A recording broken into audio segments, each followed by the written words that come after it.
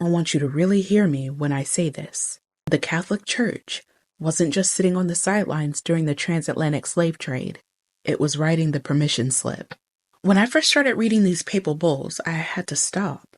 Because they're not vague, they're not coded. They literally told Portugal, go, enslave, conquer. Non-Christians were fair game.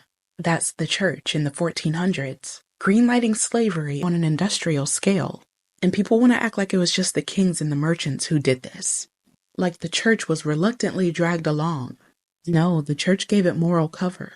It said God is on your side while you shackle people in your holes and steal them from their homelands. And it wasn't just Europe. I'm talking about Catholic priests writing with conquistadors, crossing oceans to save souls with one hand, while overseeing forced labor with the other, baptisms at sword point, encomienda systems that worked people to death, but called it civilizing them. Thing is, it was profitable. That's what people forgot. Those massive cathedrals in Latin America, the seminaries and monasteries in Brazil, built on enslaved labor. The church collected tithes from the plantation, blessed the trade routes, and baptized the slave ships. So when I see photos of those grand altars all gold and marble, I think, who paid for this? Like, not with money, with their lives, with their stolen children. Sure, there were priests who spoke out. There were always people in the church who knew that it was evil. But the institution, the Vatican, it didn't abolish anything. It hedged.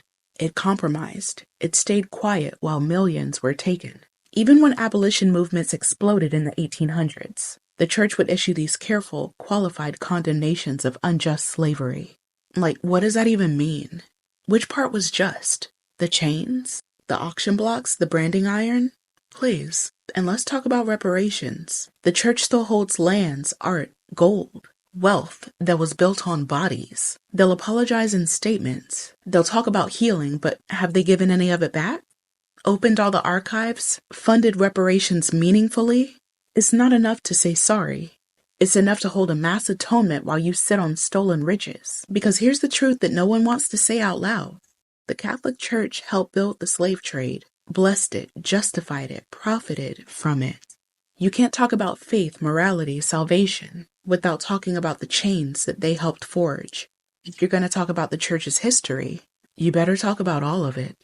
The prayers, the whips, the conversions at gunpoint, the gold. That's the real story, and it deserves to be told.